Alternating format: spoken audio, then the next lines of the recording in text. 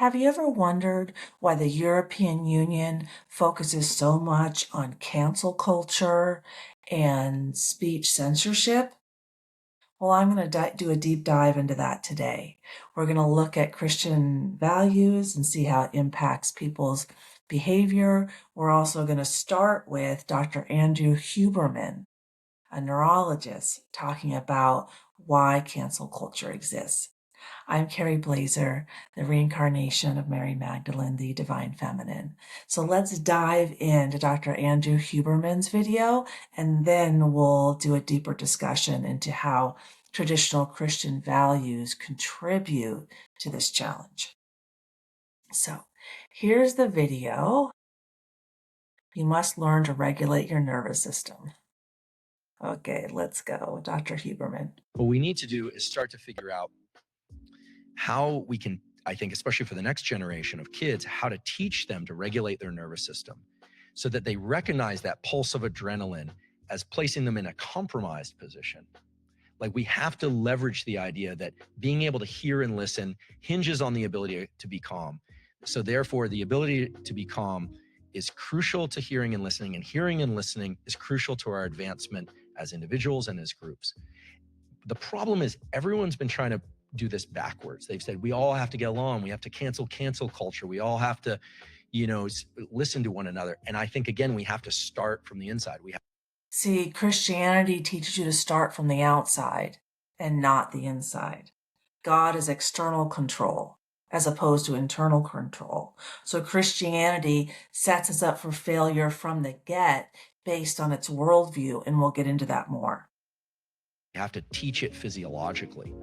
Now, I don't have a master plan on how to do that, but one of the reasons I'm here and one of the reasons I'm, teaching neuroscience on Instagram and not just in my laboratory is until we can learn to regulate the self, I don't think we're going to get where we want to go as a culture. But we need. So, that is an excellent point. Until we learn to regulate the self on an individual level, until each of us learns how to have sovereignty over ourselves, then we're not going to reach the goal of having a nervous system that's regulated or calibrated for love, compassion, and enlightenment instead of fear, guilt, and shame. And my research shows that traditional Christian values, family values, calibrates the nervous system for fear, guilt, and shame with an external punishing God mirrored by the father in the home. And then the mother is suppressed and not valued and overworked. And all the reward is done to reach heaven after the current life. So everything that you're working towards is external to you. There's no focus on the self. But we now know that, to quote Einstein, the field is the sole governing agency of the particle, meaning the energy field is the sole governing agency of the body. Physicists, we now know that each body, each human, has its own energy field. Epigenetics has proven that less than 1% of disease is caused by genetics. So if everything starts with the field, all of our diseases start with the soul and the wounds in the soul. So when our soul has a lot of fear, guilt, and shame in it, then that's how our nervous system is calibrated. And that's how my nervous system used to be calibrated. But over the past 10 years, slowly but surely, I recalibrated my nervous system by learning how to go into my emotional pain and come out of it. I learned how to surf the waves of life, so to speak. And now my nervous system is calibrated for love, compassion, and enlightenment, and that's where I spend most of my time. So why don't we dive into the little bit of research I have on the Christian family values, and then we're going to get into what's going on in Europe right now, and we can kind of make all those connections.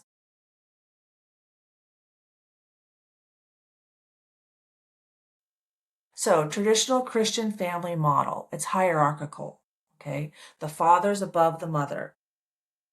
So there's the imbalance from the get, and the mother has to look outside of herself for direction.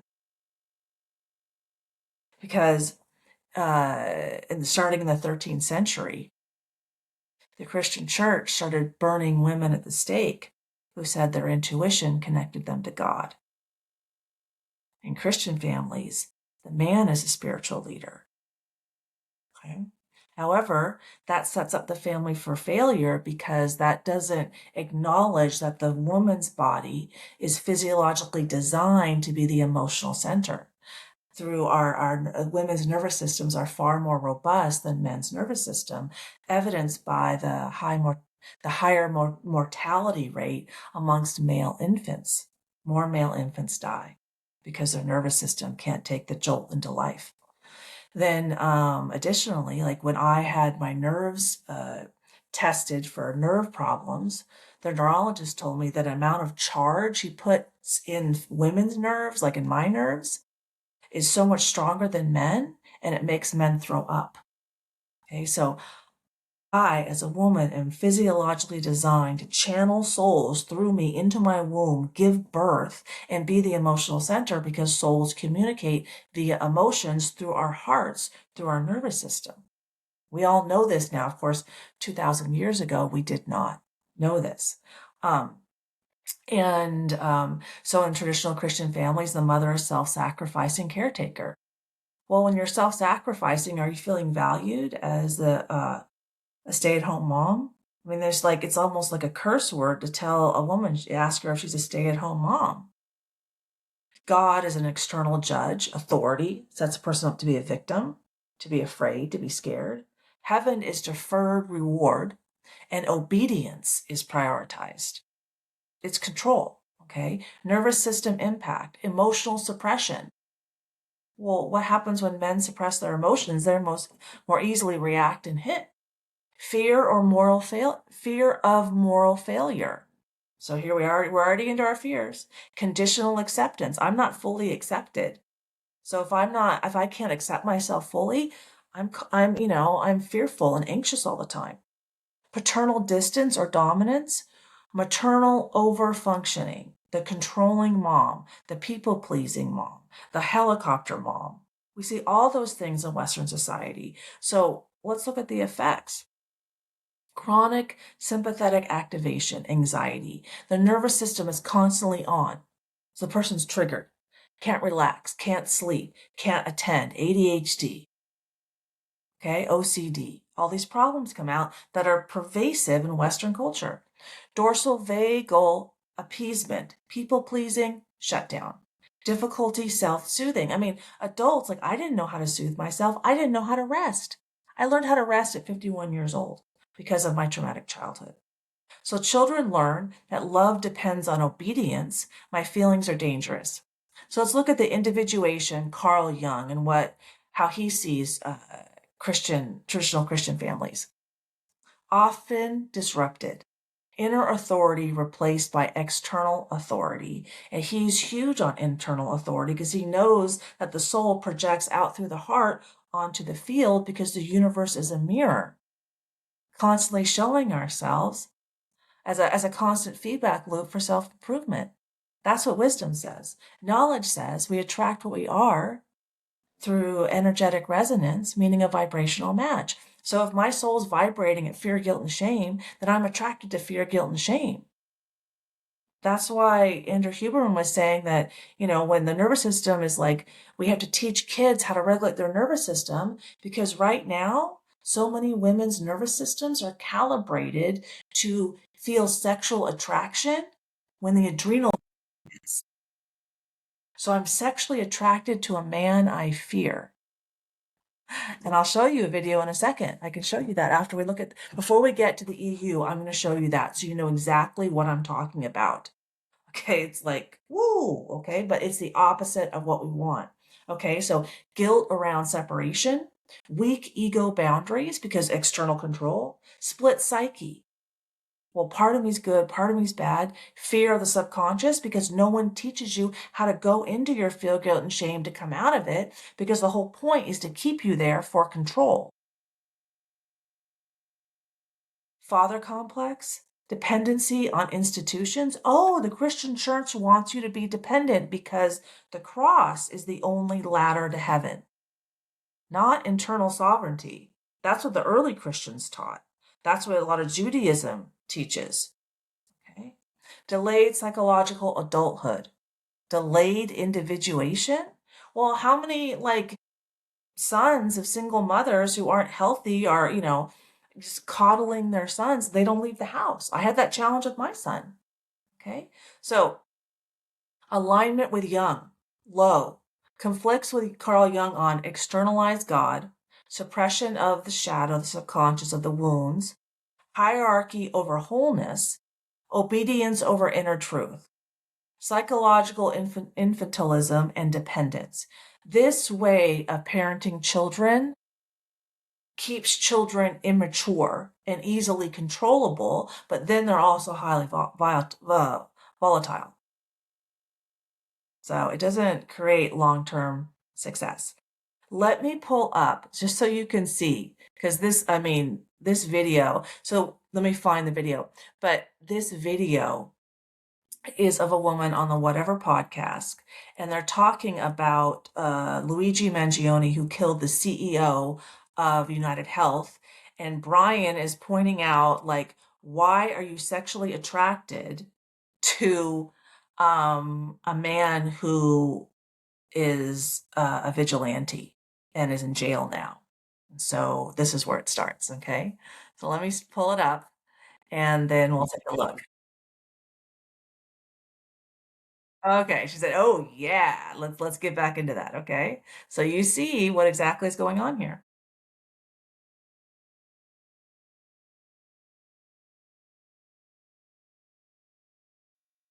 Here we go. Would you date Luigi Mangione? Oh yeah. Closer to the mic?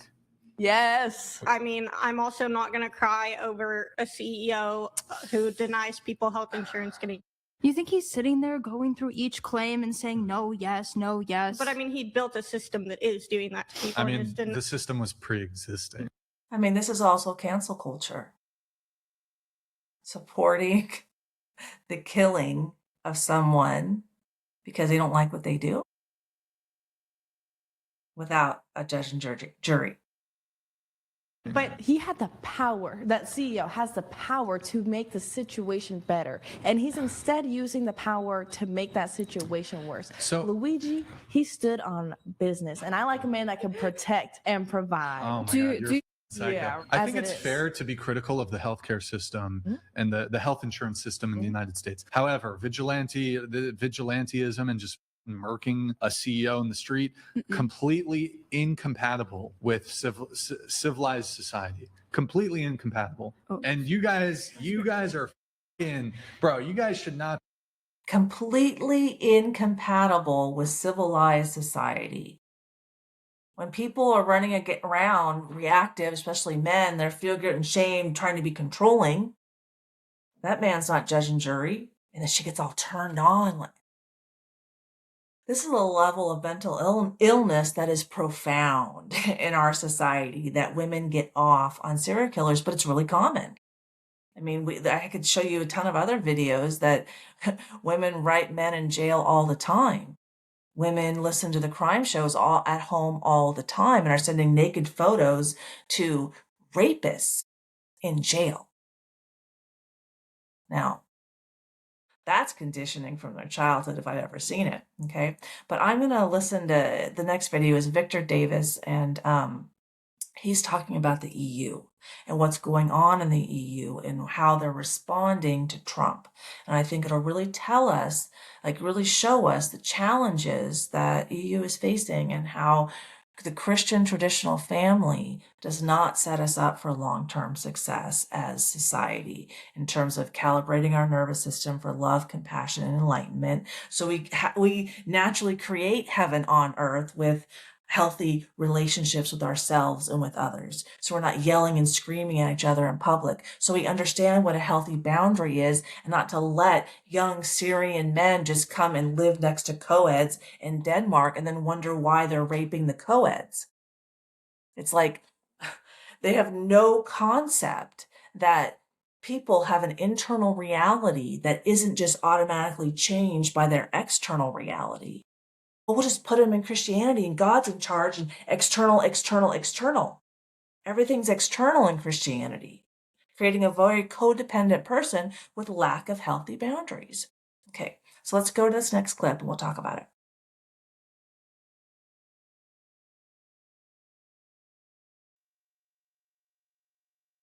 Here we go. And so all of this was calibrated by the United States. But here's what I think got them very angry. The United States attitude was not in this report, you should have done this, you bad you, we don't like it. No, it was more, we should be brothers. We should be equal brothers.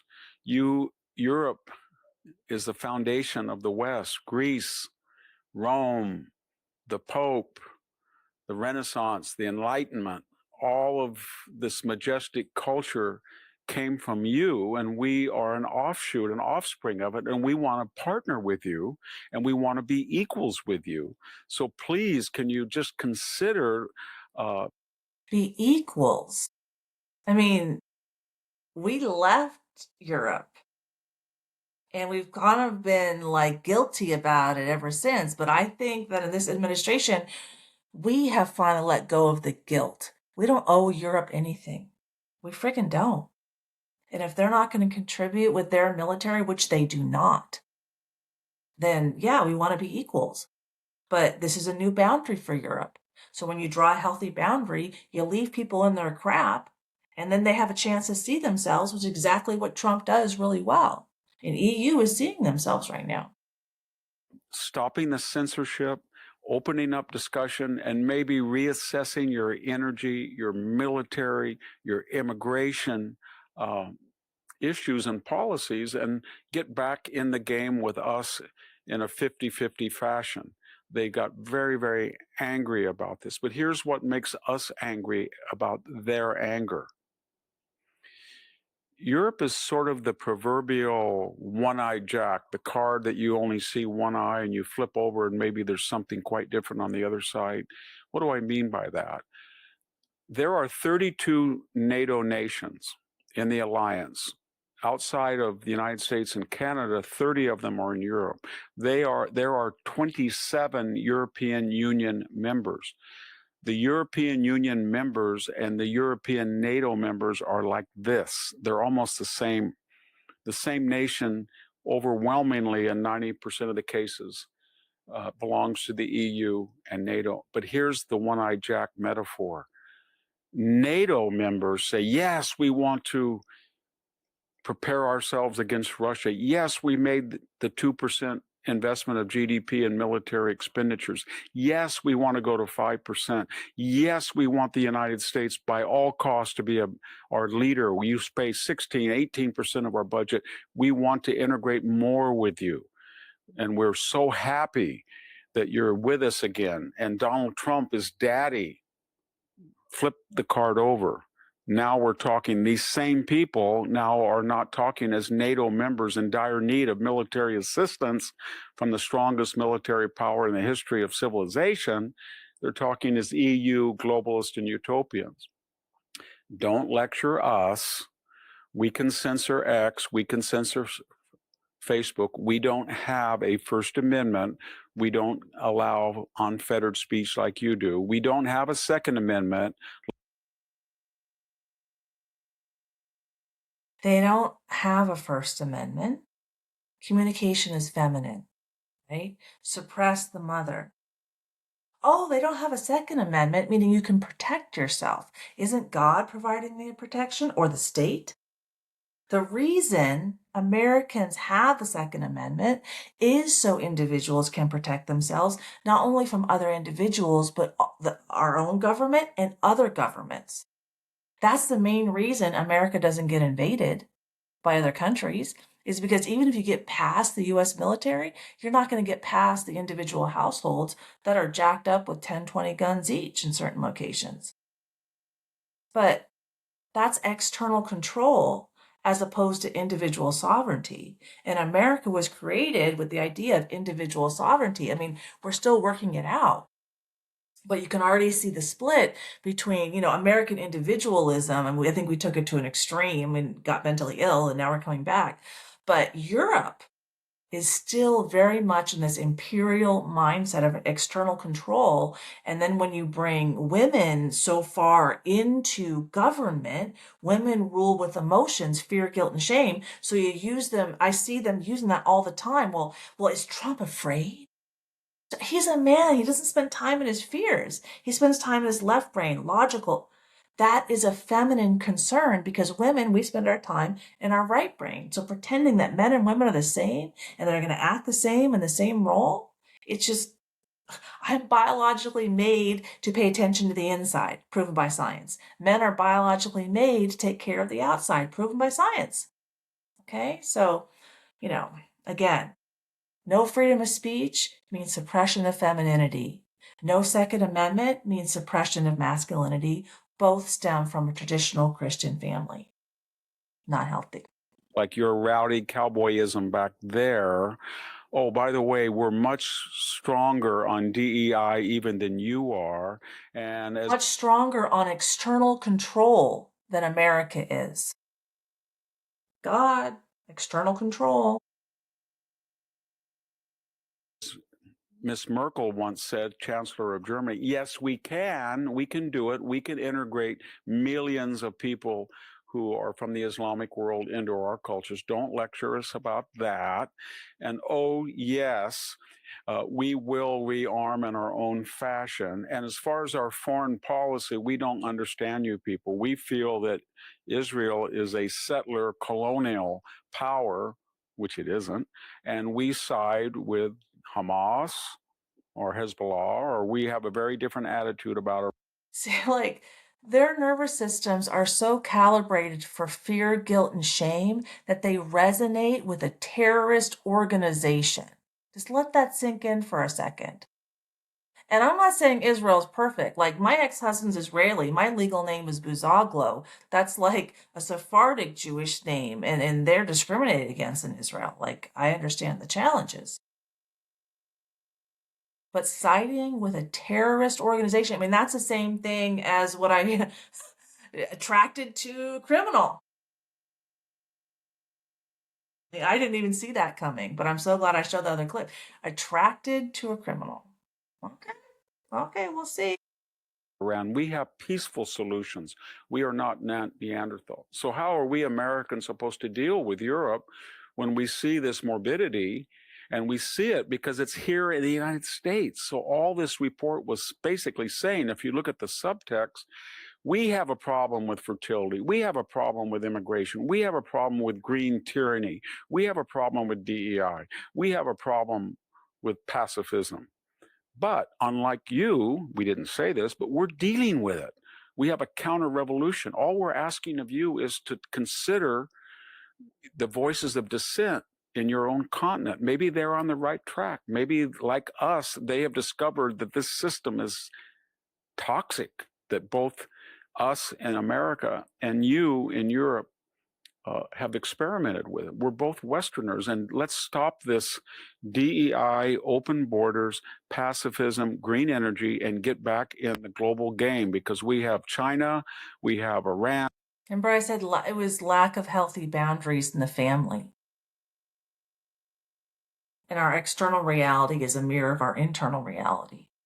So if we have an external God that's in control, who's protecting and providing everything, I don't want sovereignty over myself. Why would I consider whether I need to have healthy boundaries or not? Because my worldview is such. Creates a problem. North Korea and Russia as enemies, and we want to be partners. So we're just offering you advice. And please don't play this double game where, in terms of military assistance, all of a sudden we're saints here in America, your NATO face says, but in terms of culture and sociology and politics, we're Satans. We caught on to that a long time ago. Thank you very much, Victor Davis Hanson, for the Daily Signal. So, wow, I mean, he always provides a really great analysis. And I think that just understanding where we came from, we have to understand what our problems are, take accountability for them so we can turn our wounds into wisdom, become more wise, more knowledgeable, and create a better day forward, not only for America, but whatever part of the world that wants to come with us. I think gone are the days of imperialism in Europe. Gone are those days. They need to understand where they're messing up, where they need healthy boundaries, and not just let everybody come in. And when you don't have healthy boundaries, that is usually based on fear, guilt, or shame. The whole thing of what is it? White privilege. That's based on guilt. Come on now. The shame of colonialism, the shame of slavery, shame of so many things. And we don't process our emotions. We act from our fear, guilt, and shame. And we don't know it. We're unaware. We're unconscious. So anyway, I hope this was helpful. Thank you for listening. Please like and subscribe. Take care. Bye.